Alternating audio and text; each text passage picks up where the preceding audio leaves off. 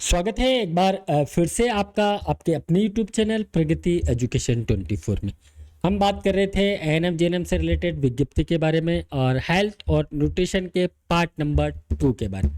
Part number 1 आपने देख ही लिया होगा। अगर आपने पार्ट नंबर 1 नहीं देखा है तो ऊपर आई बटन में आपको इसका लिंक मिल जाएगा या आपको डिस्क्रिप्शन में इसका लिंक मिल जाएगा। यहाँ से जाकर आप पार्ट 1 पहले देख लीजिएगा। तो पार्ट 2 की तरफ हम लोग बढ़ते हैं। उससे पहले आप एक बार क्लास को शेयर कर दीजिएगा तो ताकि सभी लोग एक बार यहाँ पे ज्वाइन हो जाएं तो हम लोग आगे का क्लास स्टार्ट करते हैं। तो आप लोग नोटबुक और पेन साथ में लेकर बैठेगा। एमसीक्यू क्वेश्चन यहाँ पे जो भी बताए जा रहे हैं वो पुराने जो एग्ज़ाम्स करवाए गए हैं कर्मचारी चयन बोर्ड द्वारा, उन सभी क्वेश्चंस में से निचोड़ निकाला गया है, यानी कि महत्वपूर्ण क्वेश्चंस ये होने वाले हैं। तो चलिए चलते हम ज़्यादा वक्त ना गवाते हुए हमारे नेक्स्ट वीडियो की तरफ। देखिए क्वेश्चन नंबर 1 से 20 तक हमने देख लिया था और ये नेक्स्ट क्वेश्चन ये रहा आपके स्क्रीन पर आपके सामने। क्वेश्चन नंबर 21, निम्नलिखित में से कौन सा विटामिन जल में घुलनशील है? निम्नलिखित में से कौन सा विटामिन जल में घुलनशील है? विटामिन ए, दूसरा ऑप्शन है आपका विटामिन डी, तीसरा ऑप्शन है विटामिन सी, चौथा ऑप्शन है आपका विटामिन ई। निम्नलिखित में से कौन सा विटामिन जल में घुलनशील है? आप आपके आंसर हमें कमेंट्स के माध्यम से देते रहे। जी हाँ, तो आप जिसने भी देखिए कमेंट्स के माध्यम से आंसर देंगे वो आंसर हम यहाँ पे शो करेंगे।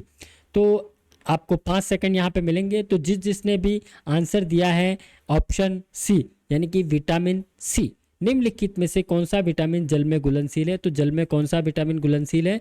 विटामिन सी जो है वो जल में घुलनशील होता है।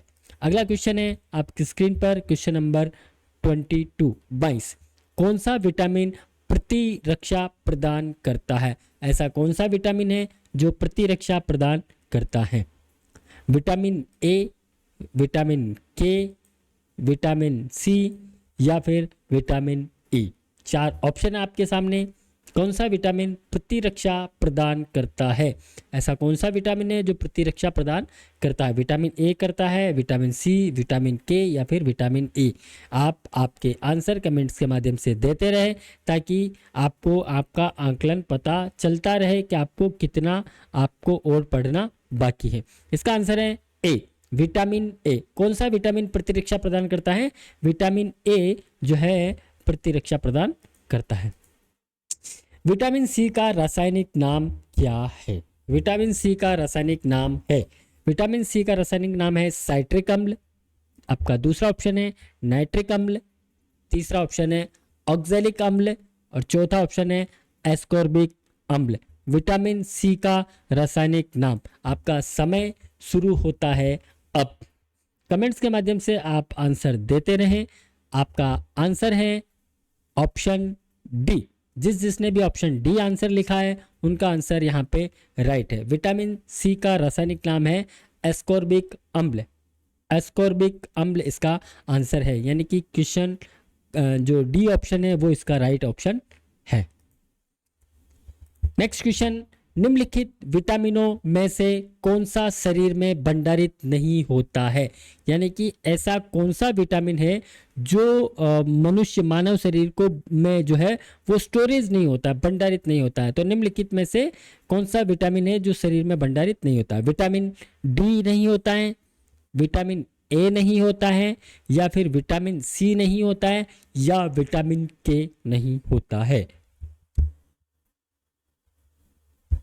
आप आंसर देते रहिए कमेंट्स के माध्यम से। तो निम्नलिखित में से विटामिन में से कौन सा शरीर में भंडारित नहीं होता है? आपका ऑप्शन का जो आंसर है वो आपकी स्क्रीन पर आपका आंसर आने वाला है 5 सेकंड में। तो आपका जो आंसर है वो है विटामिन डी, यानी कि विटामिन जो डी है वो जो मानव शरीर है वो उसमें स्टोरेज करके नहीं रख सकता है ना। विटामिन डी जो है वो शरीर में भंडारित नहीं होता है। निम्नलिखित विटामिनों में से कौन सा शरीर में भंडारित नहीं होता है? Vitamin D. विटामिन डी जो है शरीर में भंडारित नहीं होता है। अगला क्वेश्चन आपकी स्क्रीन पर ये रहा। देखिए, निम्नलिखित विटामिनों में से किसमें कोबाल्ट होता है? यानी कि निम्नलिखित विटामिनों में से किसमें कोबाल्ट होता है? आपका ऑप्शन है vitamin B2, vitamin B6, vitamin B12 या फिर विटामिन के। आपका समय शुरू होता है अब। कमेंट्स के माध्यम से जिन्होंने आंसर दिया है ऑप्शन सी विटामिन B12, निम्नलिखित विटामिनों में से किसमें कोबाल्ट होता है? विटामिन B12 के अंदर कोबाल्ट पाया जाता है। तो निम्नलिखित विटामिनों में से किसमें कोबाल्ट पाया जाता है? विटामिन B12 में जो है वो कोबाल्ट पाया जाता है। आपकी स्क्रीन पर अगला क्वेश्चन, क्वेश्चन नंबर 26। निम्नलिखित में से कौन सा एक विटामिन ए का प्रचुरतम स्रोत है? यानी कि ऐसा कौन सा विटामिन है जिससे विटामिन ए प्राप्त होता है, यानी कि कौन सा ऐसा ऑप्शन है जिससे विटामिन ए प्रचुर मात्रा में प्राप्त होता है? सेब से होता है, आम से होता है, पपीता या फिर अमरूद?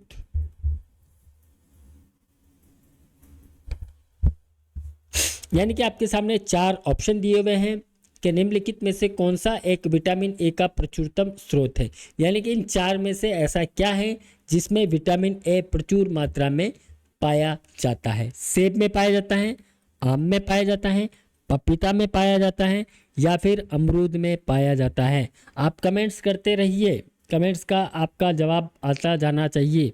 तो इसका जो ऑप्शन है, जो इसका आंसर है वो आपके सामने आपकी स्क्रीन पर कि भी ऐसा कौन सा ऑप्शन है जिसमें विटामिन ए प्रचुर मात्रा में पाया जाता है। तो विटामिन ए की हम बात करें तो आम के अंदर प्रचुर मात्रा में जो है विटामिन ए पाया जाता है। जिसने भी बी ऑप्शन दिया है, आम प्रचुर मात्रा में किस में पाया जाता है? आम के अंदर जो है विटामिन ए प्रचुर मात्रा में पाया जाता है। नेक्स्ट क्वेश्चन, अगला क्वेश्चन है आपके सामने, क्वेश्चन नंबर 27। विटामिन ए की कमी से कौन सा रोग फैलता है? विटामिन ए की कमी से कौन सा रोग फैलता है?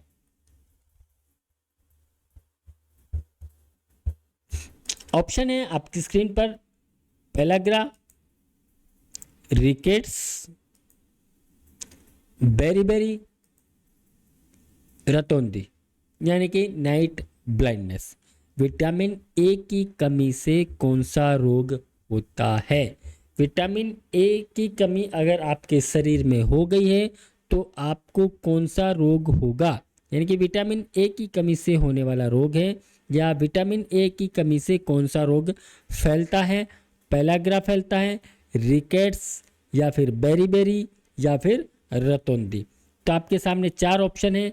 आपने कमेंट्स के माध्यम से जिसने रिप्लाई दिया है उन सभी का आंसर राइट है। जिन्होंने ऑप्शन डी यानी कि रतौंधी नाइट ब्लाइंडनेस ऑप्शन दिया है। कोई आपने किसी को ऐसा सुना होगा कि उसको रात में कम दिखाई देता है, या किसी ने ऐसा बोला होगा कि नहीं मैं गाड़ी नहीं चला पाऊंगा, मुझे रात को कम दिखाई देता है ना? तो ये जो है विटामिन ए की कमी से होता है। विटामिन ए की कमी से कौन सा रोग हो जाता है?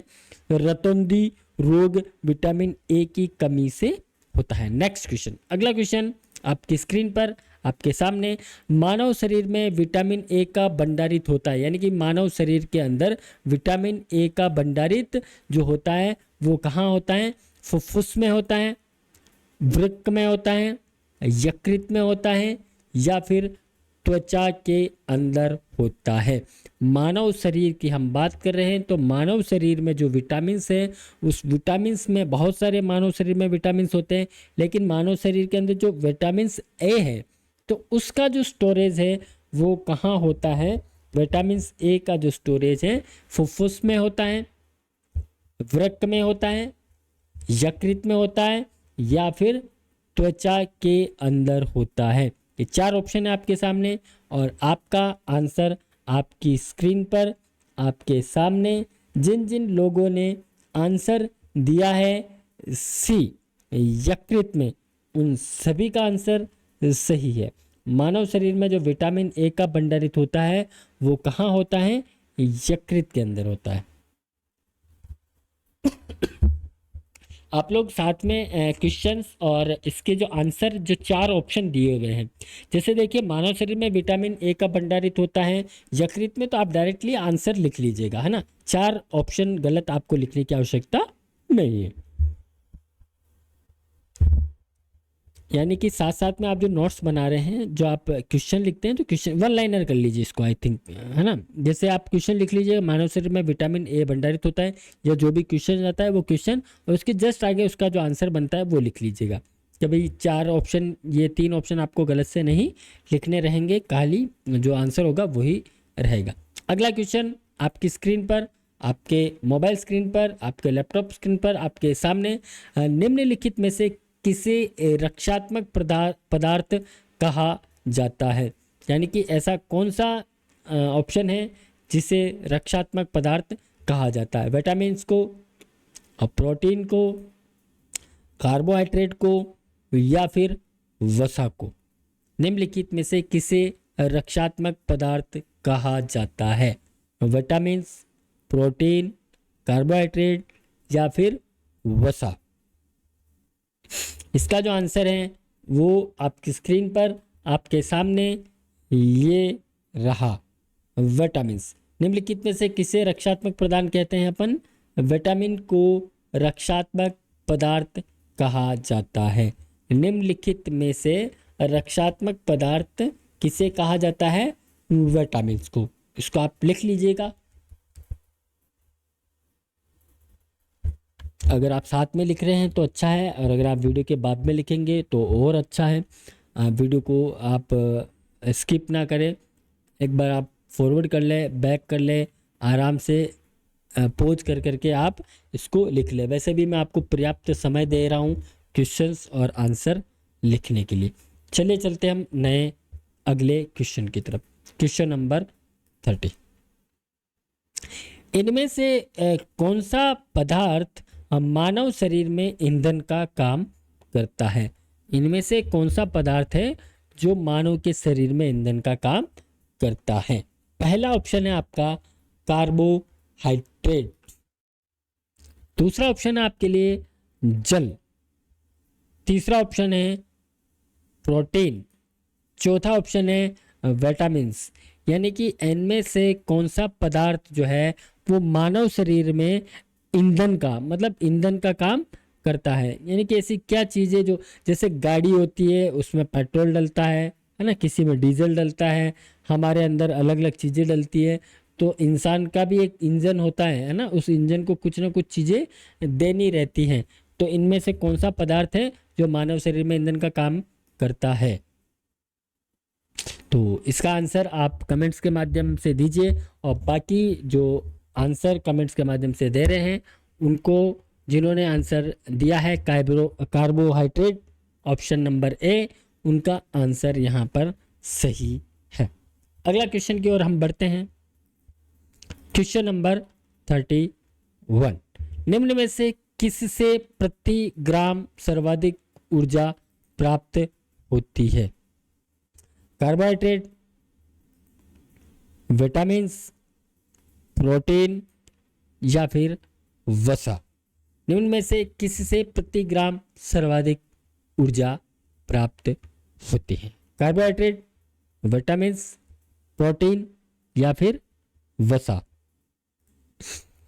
आपका आंसर आपकी स्क्रीन पर 5 सेकंड में ये रहा, वसा। तो वसा जो है उससे सर्वाधिक ऊर्जा प्राप्त होती है। अगला क्वेश्चन की ओर हम बढ़ते हैं। Question number 32।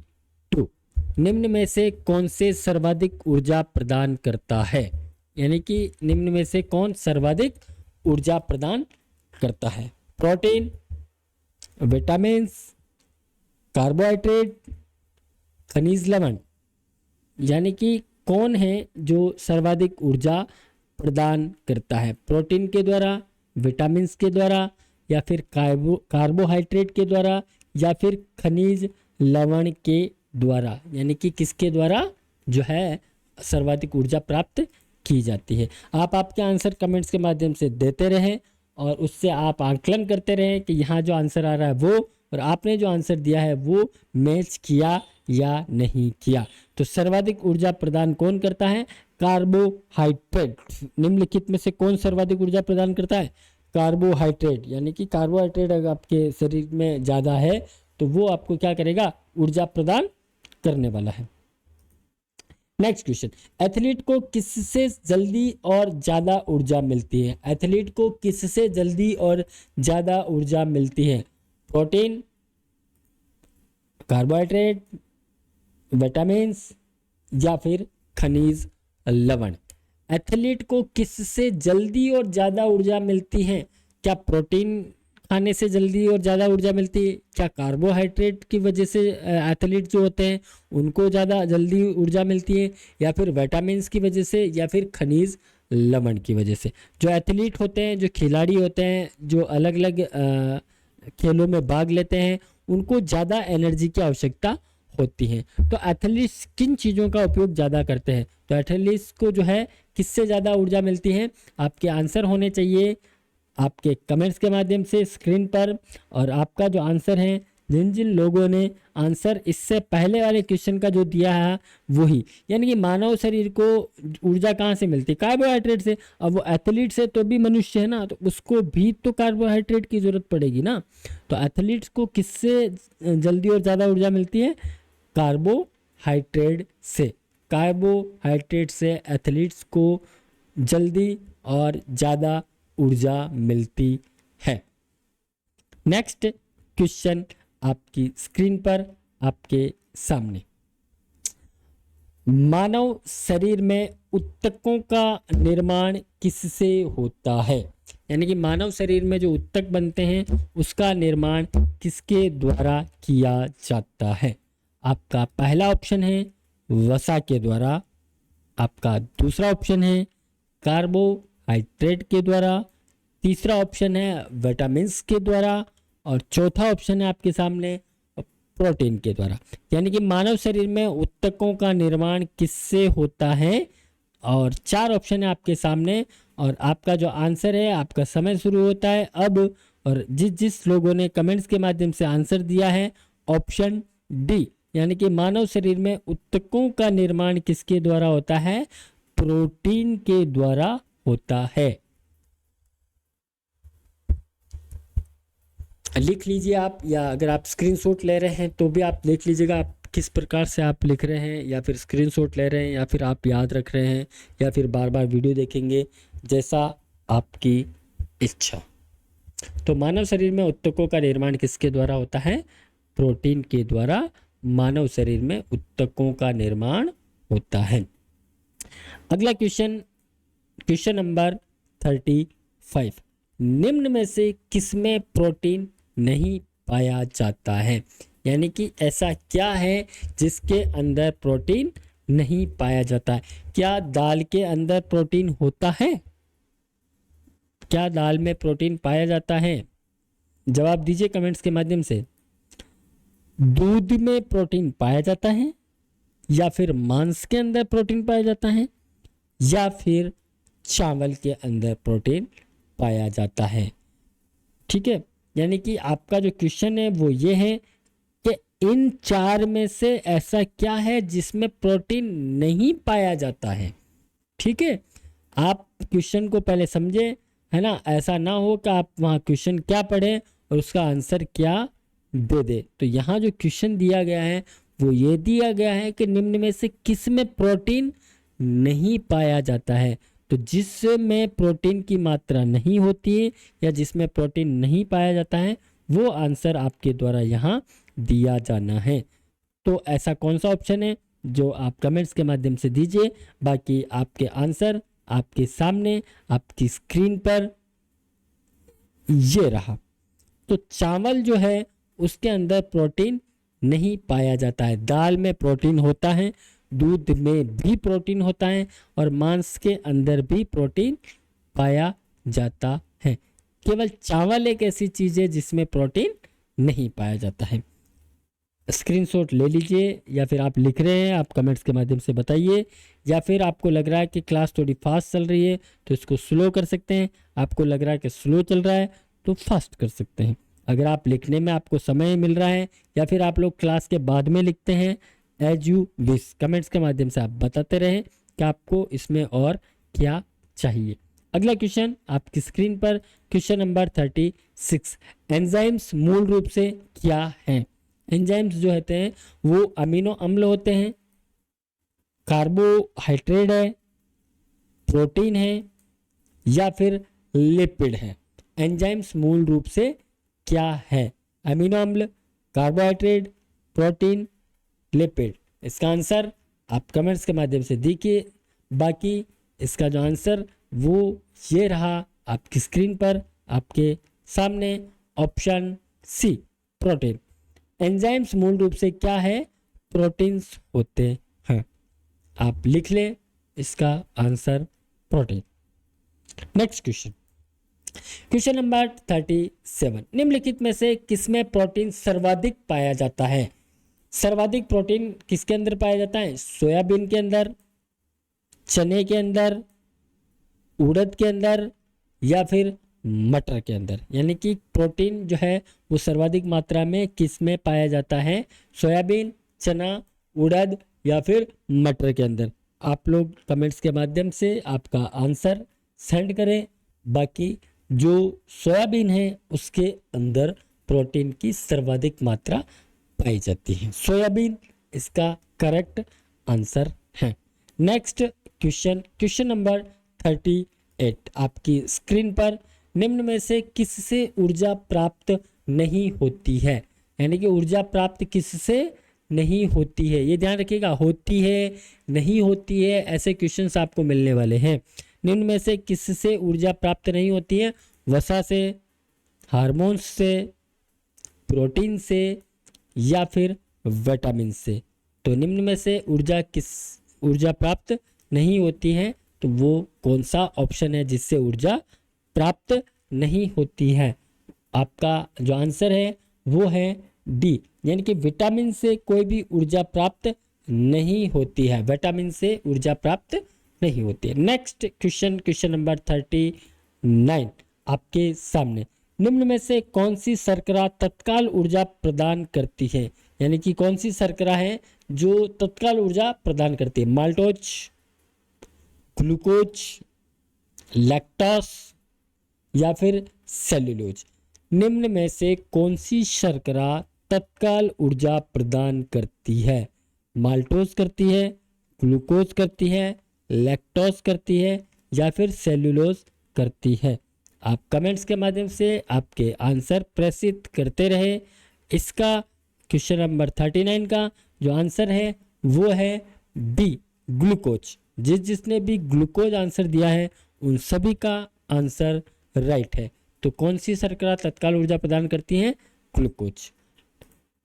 आपकी स्क्रीन पर आज की क्लास का अंतिम सवाल है, क्वेश्चन नंबर 14, प्रोटीन को निम्न में से क्या माना जाता है? प्रोटीन को निम्न में से क्या माना जाता है? स्थूलतावर्धक, शरीर का निर्माण करने वाला, ऊर्जा उत्पादक या फिर विनियामक?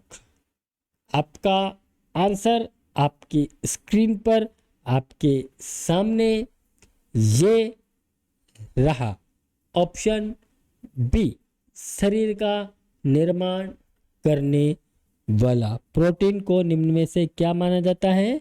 शरीर का निर्माण करने वाला। तो आज की क्लास यहीं तक फिनिश है।